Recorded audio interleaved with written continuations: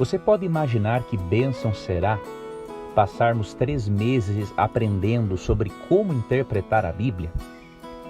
Este será o tema do próximo trimestre, do nosso guia de estudos. Vamos estudar algo de uma disciplina chamada hermenêutica. Hermenêutica é a ciência que interpreta o texto bíblico. E você e eu vamos aprender como interpretar a Bíblia. Obviamente, tem muito mais a ser dito sobre o assunto do que o que está no guia de estudos, mas o guia de estudos com certeza vai trazer aquilo que há de principal para que você possa ler o texto bíblico da forma correta e eficiente para que ele seja aplicado melhor à sua vida. E nesta primeira lição, nesta primeira semana, é importante nós vermos que a Bíblia é um livro singular. Antes de interpretarmos a Bíblia, temos que entender que ela é um livro especial. E não é por acaso que no Salmo 119, verso 105, Davi diz o seguinte: lâmpada para os meus pés e a tua palavra, e luz para os meus caminhos. O contato que Davi tinha com Deus e com as Escrituras o levou, sob inspiração, a afirmar isso, que a palavra de Deus é uma lâmpada para os nossos pés e é uma luz para os nossos caminhos. Quando precisamos tomar uma decisão difícil, a Bíblia oferece a resposta. Quando precisamos iluminar o nosso caminho para que possamos enxergar mais além e vermos se estamos em perigo ou não, a Bíblia é uma luz, é uma grande lanterna que pode mostrar se o caminho pelo qual você vai seguir vai lhe causar tropeços, machucados ou não. Além disso, a Bíblia é um livro singular por ter sido escrita ao longo de 1500 anos, em 3 continentes, Ásia, África e Europa. E o detalhe é que mais de 40 autores escreveram a Bíblia nesse período de 1500 anos. E o detalhe mais importante ainda, eles não se contradizem. Isso é algo muito singular e difícil de acontecer. Pessoas separadas por culturas diferentes, por contextos diferentes, por vários séculos, apontarem na mesma direção, que é o plano de salvação através do Messias. A Bíblia é composta de 66 livros. E posso lhe garantir, com toda certeza, que a Bíblia é o livro mais confiável do mundo. Alguns dizem assim: papel aceita tudo. Como que você vai garantir que a Bíblia que temos hoje é a mesma que saiu das mãos dos seus autores? Pois a crítica textual nos ajuda a darmos essa resposta. De acordo com o nosso guia de estudos, existem mais de 24.600 manuscritos do Novo Testamento, que sobreviveram dos primeiros 4 séculos depois de Cristo. Dos escritos originais de Platão, existem 7 manuscritos. E ninguém duvida da autenticidade das obras de Platão. Dos escritos de Heródoto, há 8 cópias. E da Ilíada de Homero tem um pouco mais, 263 cópias. Eu lhe pergunto, à luz da ciência, da crítica textual, o que é mais confiável? O Novo Testamento, que possui cerca de 24.600 manuscritos, os escritos de Platão, que possuem 7 cópias, o de Heródoto, que possui 8, ou a Ilíada de Homero, que possui 263 cópias? A resposta é óbvia. De acordo com a ciência, quanto mais manuscritos e quanto menor é o intervalo de tempo entre a cópia original, mais preciso é o livro, mais fácil é para o crítico textual perceber que o livro é verdadeiro. Então, se há cerca de 24.600 manuscritos só do Novo Testamento, para comparar e ver se eles se contradizem ou não, e se esses eruditos até hoje perceberam que os manuscritos, mesmo tendo variantes textuais, eles se harmonizam em mais de 99%, É óbvio que cientificamente a Bíblia é o livro mais confiável e que esse argumento de que papel aceita tudo não se aplica à Bíblia. Porque o número de cópias existentes para que os críticos textuais comparem mostra que esta afirmação de que o papel aceita tudo em relação à Bíblia é algo ridículo, sem cabimento algum. Então a Bíblia é um livro singular, inclusive, obviamente, pelo seu conteúdo e mensagem. O conteúdo e a mensagem da Bíblia se concentram nas ações salvadoras de Deus ao longo dos séculos. E você vai perceber que a história bíblica ela está entrelaçada com o plano de salvação e com as profecias preditivas, mostrando o quê? Que o Deus da Bíblia não adivinha, ele sabe o futuro. Então essas são algumas das razões pelas quais a Bíblia é um livro singular, é um livro especial, que você realmente deve estudar, passar mais tempo com esse livro e buscar entendê-lo. Amanhã daremos sequência ao nosso estudo e eu espero que você continue acompanhando o estudo dessa semana, que é sobre a singularidade da Bíblia. E eu espero que você, ao longo do trimestre, acompanhe esse estudo sobre interpretação bíblica, ou seja, como devemos interpretar a palavra de Deus. Existem critérios muito interessantes, extraídos da própria Bíblia, e que com certeza, se os usarmos, desfrutaremos muito mais dos benefícios e das bênçãos da palavra de Deus. Um forte abraço e até amanhã.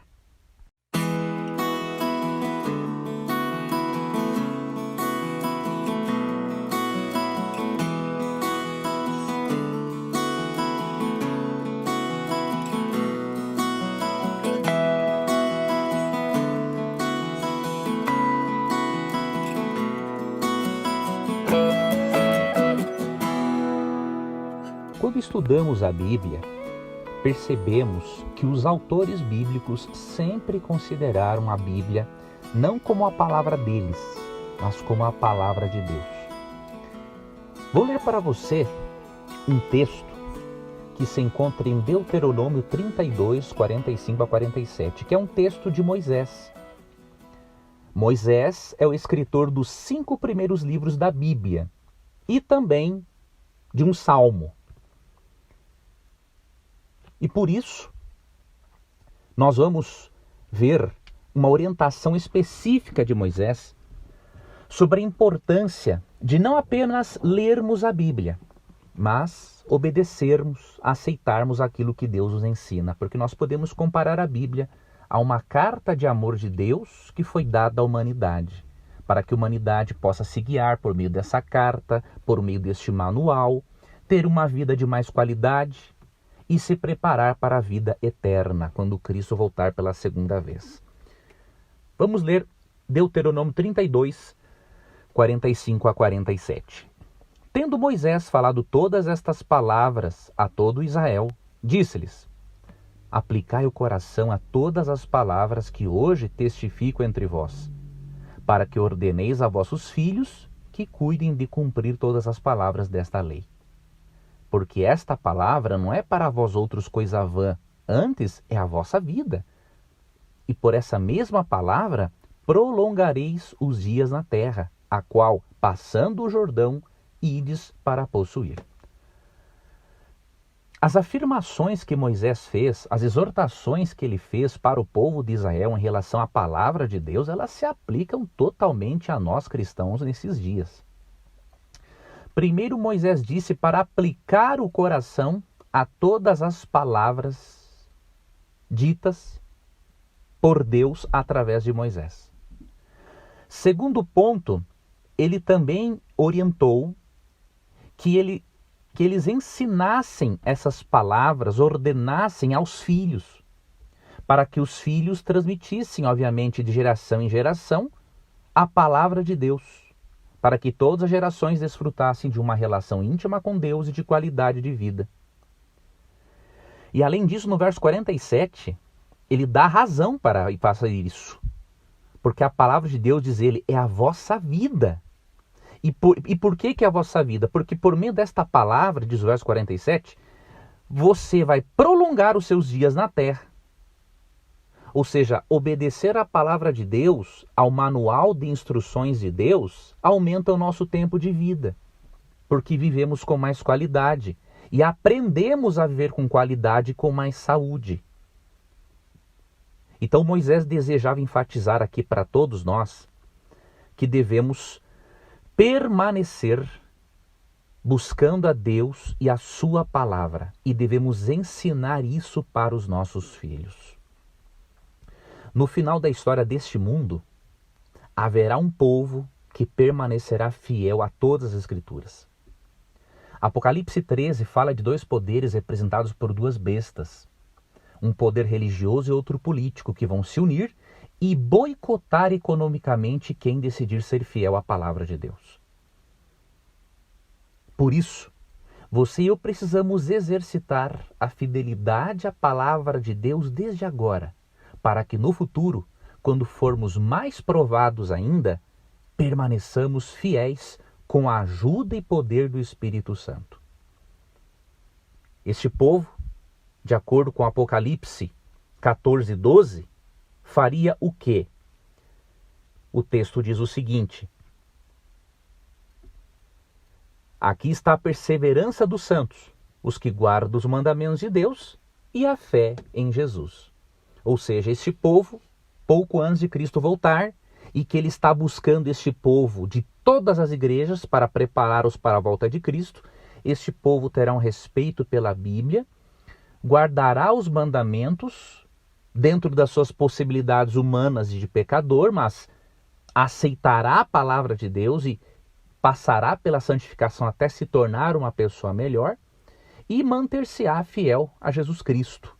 Ou seja, este povo precisa ter um equilíbrio entre a compreensão da justificação pela fé e a obediência à palavra de Deus, não como meio de justificação, mas como resultado de um coração que está sendo transformado.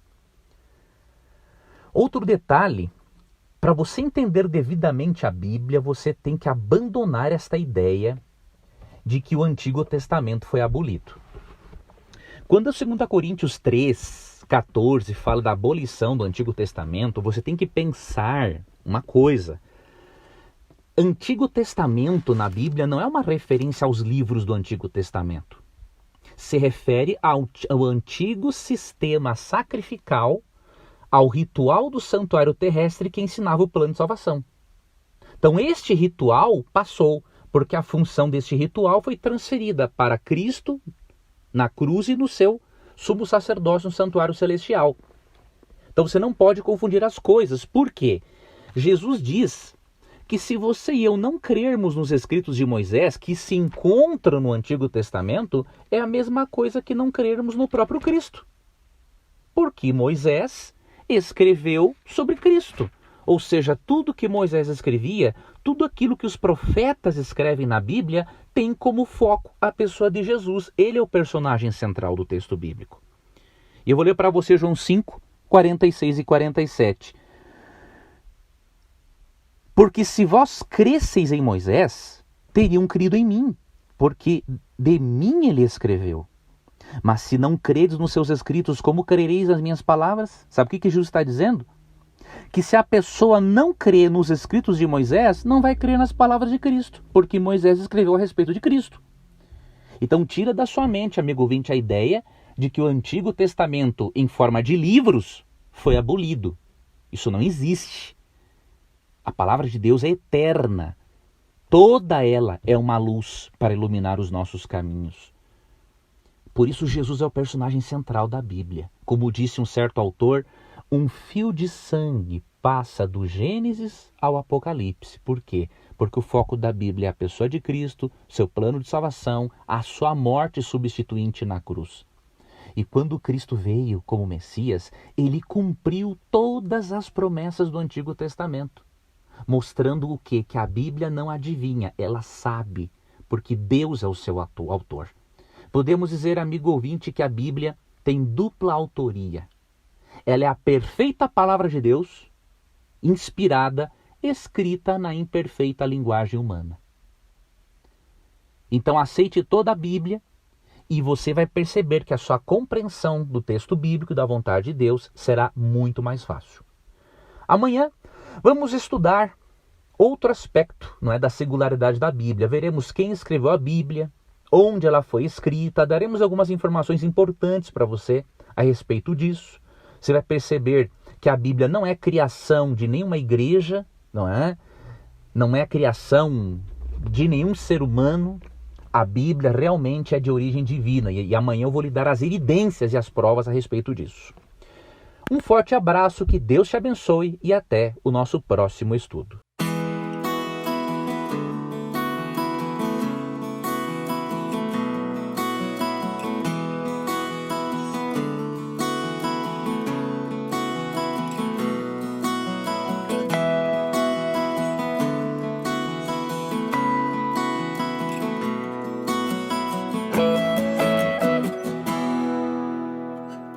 Nesta semana estamos estudando sobre a singularidade da Bíblia, mostrando que ela é um livro realmente especial e você terá todas as provas, toda a certeza ao longo desta semana.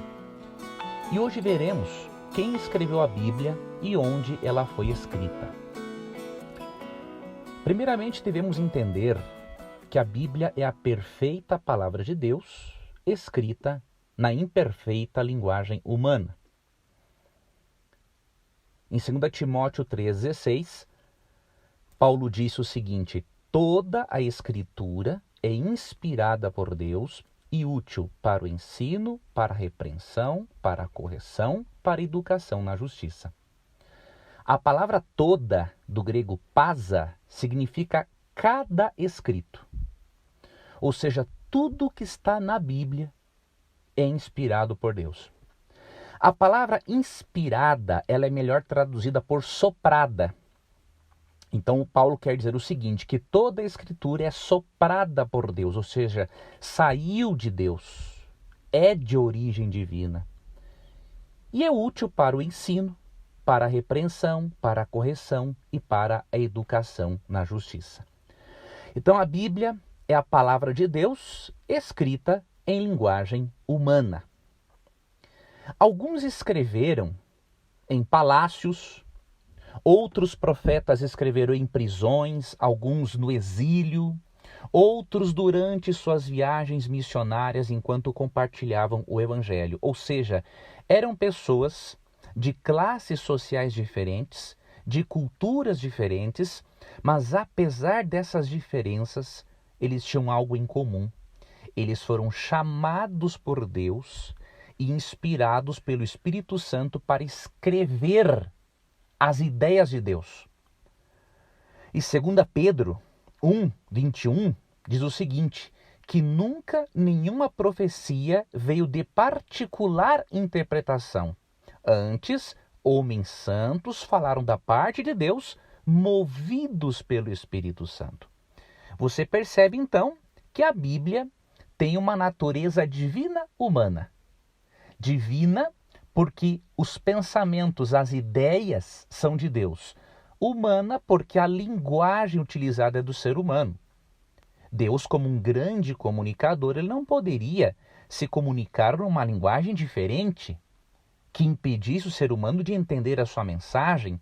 Então Deus se utiliza de várias figuras de linguagem, de vários recursos literários para alcançar as pessoas aonde elas estão. Então você vê na Bíblia história, poesia, profecia, parábolas, alegorias, símiles, que são comparações. Ou seja, Deus se utiliza de todas as formas para poder se comunicar com os seus filhos. Outro detalhe, alguns escritores, como no caso de Lucas, escreveram com base na investigação pessoal dos eventos e através de uma pesquisa cuidadosa de documentos existentes. Você pode ver isso em Lucas 1:1-3. Ele fez uma pesquisa em documentos existentes na época, fez uma acurada investigação e escreveu o seu evangelho. Outros, como Mateus, Marcos, João, foram testemunhas oculares daquilo que Cristo fez. Não é? E até o próprio Paulo, em 1 Coríntios 15, diz que, por exemplo, da ressurreição de Cristo, tinham cerca de 500 pessoas vivas que foram testemunhas da ressurreição de Cristo. E Paulo havia testemunhado certas coisas. Então, a Bíblia foi escrita por pessoas que realmente foram testemunhas daqueles fatos, testemunhas oculares, e por pessoas que investigaram cuidadosamente aquilo que existia na época para escrever o texto bíblico. Tudo sobre a orientação do Espírito Santo. Ou seja, o Espírito Santo, amigo ouvinte, ele não inspirou cada palavrinha da Bíblia porque as palavras são humanas. Ele guiou a mente do ser humano na escolha do que dizer e do que escrever. Mas a linguagem é humana. Então nós podemos dizer que a palavra de Deus, a Bíblia, é a perfeita palavra de Deus na imperfeita linguagem humana. Em alguns casos, uma minoria de vezes, Deus ditou realmente o que deveria ser escrito. Mas isso numa minoria. Na grande maioria dos casos, Deus guiou a mente do profeta para que o profeta escrevesse e dissesse aquilo que Deus queria na linguagem humana do profeta. E houve um caso em que Deus não falou por meio do profeta e nem inspirou. Foi quando Deus deu os 10 mandamentos. É a única parte da Bíblia que Deus escreveu com o seu próprio dedo. Então você percebe que de várias formas Deus comunicou a sua palavra ao ser humano. Amanhã daremos sequência ao nosso estudo e eu espero que você continue acompanhando esta aula, esses áudios, porque eles servem de base para o nosso estudo do trimestre sobre a interpretação bíblica. Um forte abraço e até amanhã. Eu criei um clube de amigos, um clube de assinantes, para eu poder manter uma relação mais íntima com alguns dos meus internautas, telespectadores e ouvintes. Obviamente, este grupo vai chegar o momento em que eu vou ter de fechá-lo, né? Porque senão eu não vou poder atender a todas as pessoas como eu gostaria. Eu gostaria de convidar você a fazer parte deste clube, né? É um clube de assinatura, um valor muito irrisório, né? Para eu postar muitos materiais de qualidade para você e também para eu continuar aí trabalhando, né? Adquirindo equipamentos bons para poder gravar esse conteúdo de qualidade para vocês. Se você quiser fazer parte deste grupo, deste clube de amigos, né, vá também aqui no link, na descrição do vídeo, conheça mais a respeito. Nós temos inclusive já um grupo no Telegram somente para esses assinantes e ali vamos recebendo as dúvidas para que nós possamos fazer lives, uma live por mês, entre outras coisas eu estarei fazendo para este grupo. Bom, então será uma honra para mim ter você como parte desse clube de amigos para eu poder lhe ajudar em sua caminhada cristã. Eu tenho muita coisa para repartir com você e que obviamente, mesmo que nós já tenhamos mais de 500 vídeos aqui no YouTube, isso é uma parcelinha, né, de tudo aquilo que nós temos para aprender juntos. Então eu espero você, entre ali no clube, se inscreva, vai ser um prazer para mim ter você como aluno, tá bom? Um abração. E estou lhe aguardando.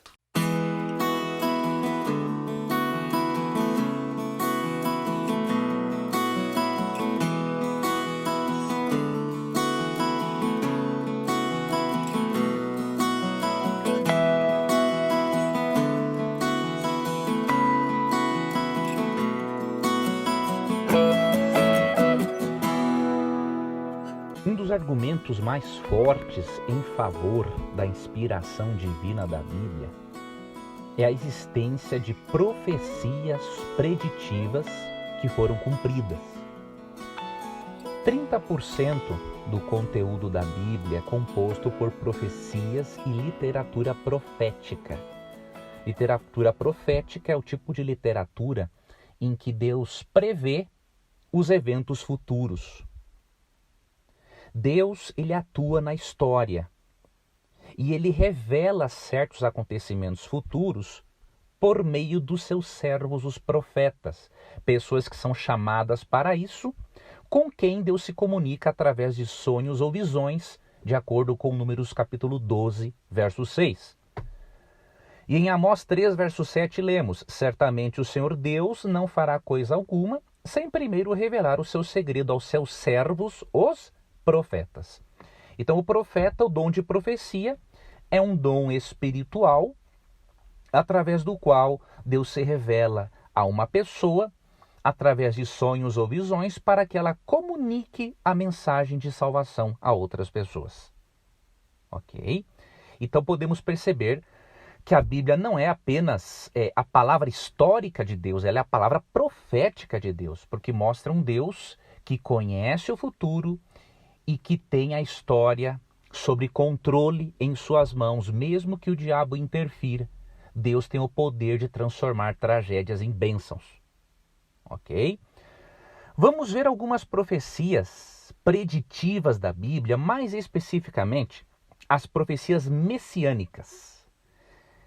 Essas profecias messiânicas, existem mais ou menos 65 predições sobre Jesus no Antigo Testamento. E todas estas predições sobre Jesus se cumpriram na vida, no ministério e na morte de Cristo. E como eu destaquei ontem, existiram testemunhas oculares. Judeus que se tornaram judeus cristãos foram testemunhas oculares dos eventos e puderam perceber que realmente Cristo em sua vida cumpriu as predições acerca do Messias em sua primeira vinda. Predições que foram feitas no Antigo Testamento. Vou lhe dar alguns exemplos. No Salmo 22, versos 12 a 18, quando Davi escreve, Davi, sobre inspiração, além de falar de si mesmo, Davi está falando da morte de Cristo e do momento em que repartiriam as vestes de Cristo. No verso 16 em diante diz assim: cães me cercam, ou seja, vários soldados romanos cercaram Jesus. Uma súcia de malfeitores me rodeia, traspassaram-me as mãos e os pés. Posso contar todos os meus ossos, eles me estão olhando e encarando em mim. Repartem entre si as minhas vestes e sobre a minha túnica deitam sortes. Ou seja, com mais ou menos 1000 anos de antecedência, foi profetizado que Cristo seria rodeado de malfeitores, que traspassariam com pregos suas mãos e seus pés, e que repartiriam, por meio de sortes, a túnica, as vestes de Jesus. Isso aqui é uma coisa extraordinária. Agora, vemos em Isaías 53, 3 a 7, que com cerca de 700 anos de antecedência, foi profetizada a maneira como Cristo morreria. No verso 5 diz: ele foi traspassado pelas nossas transgressões e moído pelas nossas iniquidades. O castigo que nos traz a paz estava sobre ele, pelas suas pisaduras fomos sarados. Verso 7, ele foi oprimido e humilhado, mas não abriu a boca. Como cordeiro foi levado ao matadouro, e como ovelha muda perante seus tosqueadores, ele não abriu a boca. Foi exatamente isso que aconteceu com Cristo. Ele foi traspassado na cruz pelos nossos pecados e foi moído, diríamos assim, de tanto sofrimento físico, psíquico e espiritual. Ele foi oprimido e humilhado, mas foi levado como um cordeiro ao matadouro, não abriu a sua boca. Isaías profetizou, portanto, a forma como Cristo morreria. E para você ter uma ideia, a Bíblia profetizou também, com cerca de 700 anos antes, que Jesus nasceria em Belém. Miqueias 5, verso 2 diz: e tu, Belém Efrata, pequena demais para figurar como grupo de milhares de Judá, de ti me sairá o que há de reinar em Israel, e cujas origens são desde os tempos antigos, desde os dias da eternidade. Obviamente que está falando aqui de Cristo, a segunda pessoa da divindade, porque apenas ele tem os seus dias desde a eternidade. Isaías 9,6 chama Jesus de Pai da eternidade e diz que a segunda pessoa da divindade, ao encarnar, nasceria em Belém Efrata, e foi exatamente onde Jesus nasceu. Outra profecia messiânica muito importante é a de Zacarias 9,9. Olha o que diz o texto: alegra-te muito, ó filha de Sião, falando de Jerusalém. Exulta, ó filha de Jerusalém. Eis aí que vem o teu rei, justo e salvador, humilde, montado em jumento, num jumentinho, cria de jumenta. Com mais ou menos 700 anos antes, Zacarias profetizou que o Messias, ao invés ao invés de vir numa glória pomposa, ele entraria na cidade de Jerusalém montado em um jumentinho, como dizem os evangelhos. Essas são algumas, amigo ouvinte, das 65 predições messiânicas que há no Antigo Testamento. Predições acerca da morte, da encarnação de Jesus, inclusive sobre sua ressurreição. E isto mostra, amigo ouvinte, que a Bíblia é a perfeita palavra de Deus, ela é um livro confiável e por isso você pode ter a certeza de que o livro que você tem em mãos não é um livro comum. Aguardo a você no nosso estudo de amanhã, quando analisaremos a Bíblia como um livro histórico confiável. É muito importante que você acompanhe também o programa de amanhã, ok? Um forte abraço e até lá.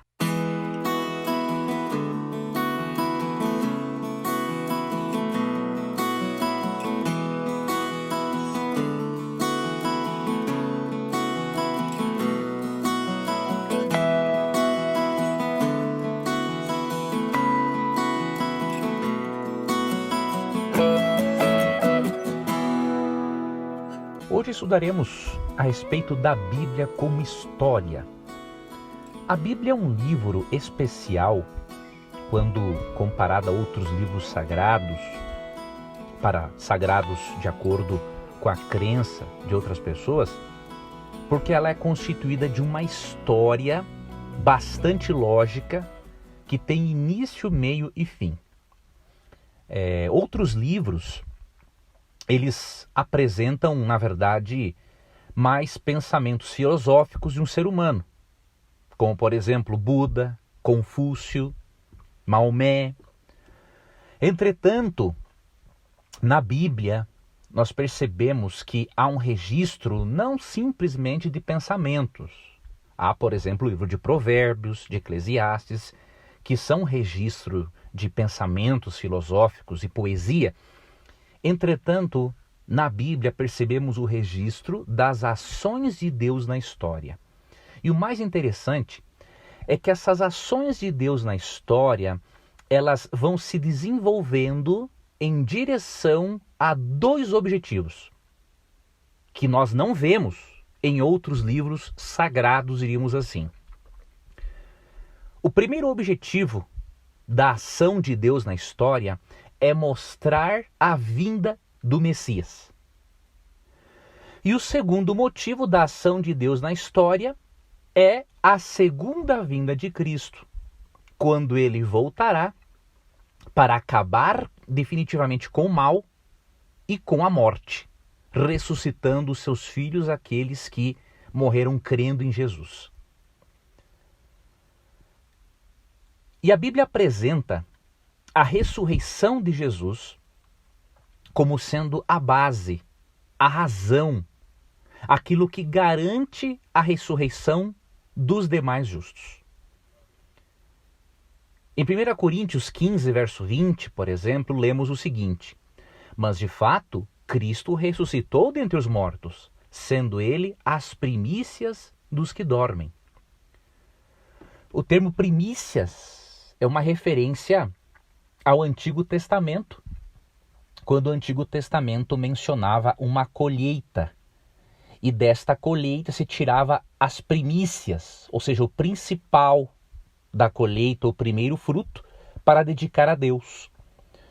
Quando Cristo, e as primícias eram a garantia de que a colheita, obviamente, seria farta e que contaria com a bênção de Deus. Da mesma forma, quando Cristo é as primícias dos que dormem, quer dizer que a ressurreição de Cristo vai garantir a colheita final de justos que foram mortos e por isso serão ressuscitados. Ou seja, a ressurreição de Cristo é a garantia da ressurreição dos justos.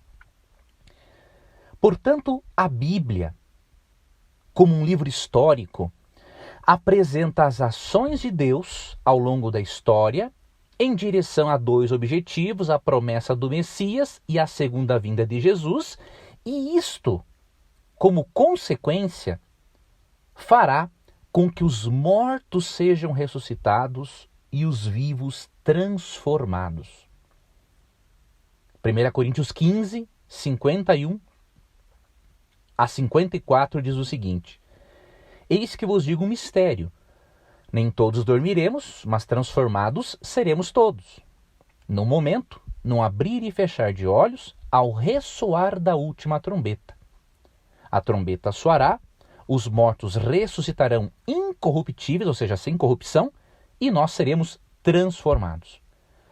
Porque é necessário que este corpo corruptível se revista da incorruptibilidade e que o corpo mortal se revista da imortalidade. E quando este corpo corruptível se revestir de incorruptibilidade e o que é mortal se revestir da imortalidade, então se cumprirá a palavra que está escrita: tragada foi a morte pela vitória. A ressurreição de Cristo é a garantia de que ele voltará pela segunda vez para ressuscitar os mortos. E aqui vemos um outro diferencial da Bíblia em relação a outros livros. Ao contrário de outros livros, a Bíblia não ensina a salvação apenas da alma ou do espírito. A Bíblia ensina a salvação, a redenção do corpo. A Bíblia ensina que todo ser humano, em seus aspectos físico, mental, social, todos esses aspectos serão transformados por ocasião da ressurreição.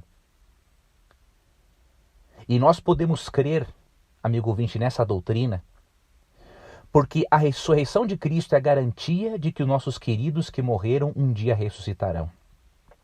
Sendo a ressurreição de Cristo um fato histórico, por ter sido confirmado por testemunhas oculares, de acordo com 1 Coríntios 15, e que inclusive morreram por causa daquilo que viram, podemos ter a certeza de que a ressurreição é um fato histórico e que se Cristo ressuscitou, a nossa fé não é vã, e que se Cristo ressuscitou, ele vai voltar pela segunda vez e ressuscitará os mortos.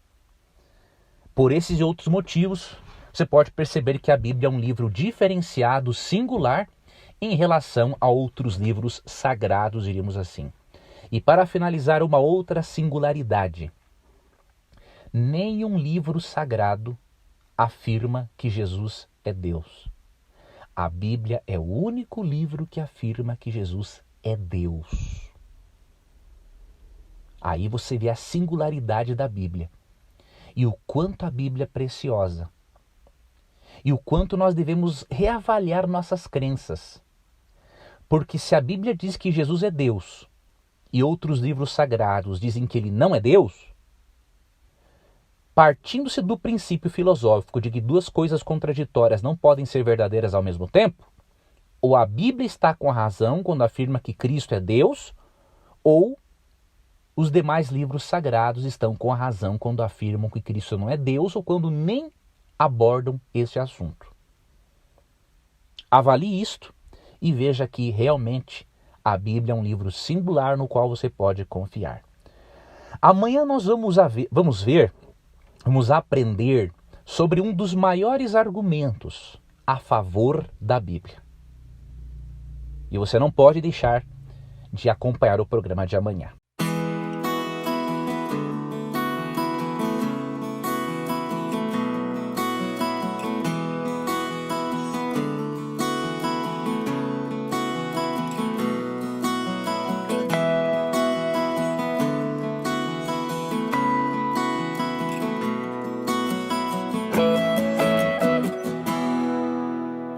Hoje estudaremos sobre um dos argumentos mais fortes a favor da Bíblia, o poder transformador que a Bíblia tem. É óbvio, amigo ouvinte, que qualquer outro livro pode transformar a nossa vida.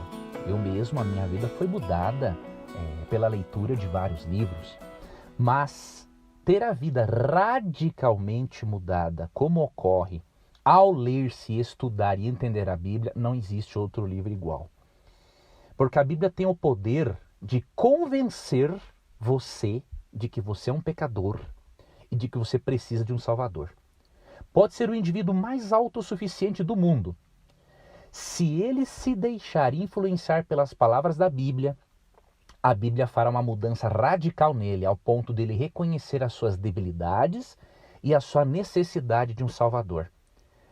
E este poder transformador da Bíblia, ele é espetacular. Ele é confirmado por milhares e milhares e milhares de testemunhos ao longo da história. A Bíblia transformou criminosos em homens dóceis, garotas de programa em esposas fiéis, drogados em pessoas libertas das drogas, pessoas rancorosas, amarguradas em pessoas agradecidas. Ou seja, a Bíblia tem um poder transformador inigualável, mesmo que outros livros possam de alguma forma mudar a vida de alguém, mas como a Bíblia não. Veja, por exemplo, a história do rei Josias. Se você ler 2 Reis, capítulo 22, versos 3 a 20, você vai ver uma clara demonstração do poder transformador da Bíblia. Em resumo, por volta do ano 621 a.C., de acordo com o nosso guia de estudos, Josias tinha cerca de 25 anos. E neste período, o sumo sacerdote, chamado Ilquias, descobriu o livro da lei. Este livro da lei, que poderia ser os 5 primeiros livros de Moisés ou só o livro de Deuteronômio, ele se perdeu durante o reinado do pai de Josias, que era Amon, e durante o reinado do avô de Josias, que era Manassés, ou seja, 2 indivíduos muito perversos. Por causa da grande idolatria e da adoração a Baal e a Astarote e a todo o exército dos céus, como diz 2 Reis 21, 3 a 9, as pessoas deixaram de dar valor para a palavra de Deus. O livro da lei foi esquecido. Só que quando esse livro foi encontrado, o sumo sacerdote Ilquias fez questão de comunicar ao rei Josias que ele havia encontrado esse livro. E esse livro foi lido na presença do rei Josias. E sabe o que aconteceu? O rei Josias ficou tão abalado com o que estava no livro que ele rasgou as suas vestes. Eles rasgavam as vestes em sinal de grande luto, dor, desespero. Porque ele percebeu que o estilo de vida do pai dele, do vô dele, de todo o povo e até mesmo o estilo de vida dele estavam indo em contramão àquilo que a palavra de Deus dizia. Josias percebeu que ele e o seu povo estavam muito distantes da adoração ao verdadeiro Deus. E qual foi o resultado na vida dele e do povo da leitura deste livro? Aqui você vê o poder transformador da Bíblia. Josias, ao ter contato com essas palavras, começa uma reforma em todo o país. Ele manda derrubar todos os altares e lugares altos onde era praticada a idolatria, destruiu todas as imagens de deuses estrangeiros, e no final só sobrou um lugar para adorar a Deus em Judá, o templo em Jerusalém. E pronto. Você percebe que a palavra de Deus levou Josias a uma convicção de que ele era pecador, levou ele e o povo ao arrependimento, não a todos, mas a uma boa parte, e também deu o poder para a mudança. Aqui está a singularidade da Bíblia. Ela nos convence do pecado, nos ajuda a nos arrependermos e nos dá poder para mudarmos. E este poder para a mudança está na palavra de Deus e na pessoa do Espírito Santo, que é a terceira pessoa da Trindade, que nos guia ao estudo da Bíblia e que proporciona a transformação que nós precisamos. Em João 16,13, Jesus disse o seguinte: quando vier, porém, o Espírito da verdade, ele vos guiará a toda a verdade. Ou seja, o Espírito Santo faz questão de nos guiar a toda a verdade que podemos encontrar nas Escrituras. E Jesus disse em João 17,17, santifica-os na verdade, a tua palavra é a verdade. Além de termos o Espírito Santo como guia para compreendermos a verdade bíblica, Jesus diz que a palavra de Deus é a fonte absoluta de verdade, e por isso você não precisa buscar outras fontes como sendo fontes de verdades, porque Cristo teve apenas a Bíblia como fonte de verdade absoluta. E o poder transformador da Bíblia nós podemos ver, por exemplo, em Hebreus 4:12. Diz o texto, porque a palavra de Deus é viva e eficaz e mais cortante do que qualquer espada de 2 gumes e penetra até o ponto de dividir alma e espírito, juntas e medulas, e é apta para discernir os pensamentos e propósitos do coração. Ou seja, a palavra de Deus é tão poderosa, ele faz uma comparação aqui, que ela poderia dividir a natureza humana e as juntas das medulas. Ou seja, a palavra de Deus é penetrante, ela entra no mais profundo do ser humano, entra lá no inconsciente e começa a gerar mudanças tanto no inconsciente quanto no consciente. E essas mudanças se refletem em uma vida transformada e há uma forma de pensar também transformada. Romanos 12:2 diz assim, e não vos conformeis com esse mundo, mas transformai-vos pela renovação da vossa mente, para que experimenteis qual seja a boa, agradável e perfeita vontade de Deus. Então aquele que mantém contato com a Bíblia, ele passa por uma renovação também da mente. Ao sentir a necessidade de um Salvador, ao permitir que as palavras da Bíblia entrem no coração, entrem na mente inconsciente e consciente, a pessoa tem uma renovação mental. Coisas que ela odiava fazer e que eram boas, ela passa a gostar de fazer. E coisas ruins que ela amava fazer, essa pessoa passa a odiar a fazer. Só que há um detalhe. A Bíblia, para ser entendida, ela não pode ser explicada como outros livros são explicados.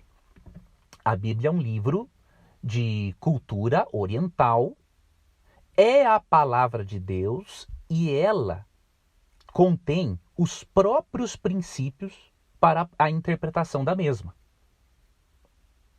Esses princípios nós encontramos no estudo de como os escritores da Bíblia utilizaram a Bíblia e como que eles foram guiados pela Bíblia, quando eles permitiram que a Bíblia interpretasse a si mesma. Então nós temos que extrair critérios interpretativos da própria Bíblia para que nós possamos desfrutar do poder transformador da palavra de Deus. E ao longo desse trimestre nós estudaremos sobre esses critérios interpretativos extraídos da própria Bíblia. A nossa lição tem a ver com hermenêutica, a ciência de interpretação do texto bíblico, né? E eu espero que você continue acompanhando esta série de estudos, né? Porque na próxima semana vamos estudar sobre a origem e a natureza da Bíblia. Será muito importante você acompanhar também esse estudo. Um forte abraço, que Deus te abençoe e até o nosso próximo encontro. Eu criei um clube de amigos, um clube de assinantes, para eu poder manter uma relação mais íntima com alguns dos meus internautas, telespectadores e ouvintes. Obviamente, este grupo vai chegar o momento em que eu vou ter de fechá-lo, né? Porque senão eu não vou poder atender a todas as pessoas como eu gostaria. Eu gostaria de convidar você a fazer parte deste clube, né? É um clube de assinatura, um valor muito irrisório, para eu postar muitos materiais de qualidade para você e também para eu continuar aí trabalhando, adquirindo equipamentos bons para poder gravar esse conteúdo de qualidade para você. Se você quiser fazer parte deste grupo, deste clube de amigos, vá também aqui no link na descrição do vídeo, conheça mais a respeito. Nós temos inclusive já um grupo no Telegram somente para esses assinantes e ali vamos recebendo as dúvidas para que nós possamos fazer lives, uma live por mês, entre outras coisas eu estarei fazendo para este grupo, tá bom? Então será uma honra para mim ter você como parte desse clube de amigos para eu poder lhe ajudar em sua caminhada cristã. Eu tenho muita coisa para repartir com você e que obviamente, mesmo que nós já tenhamos mais de 500 vídeos aqui no YouTube, isso é uma parcelinha, né, de tudo aquilo que nós temos para aprender juntos. Então eu espero você, entre ali no clube, se inscreva, vai ser um prazer para mim ter você como aluno, tá bom? Um abração e estou lhe aguardando.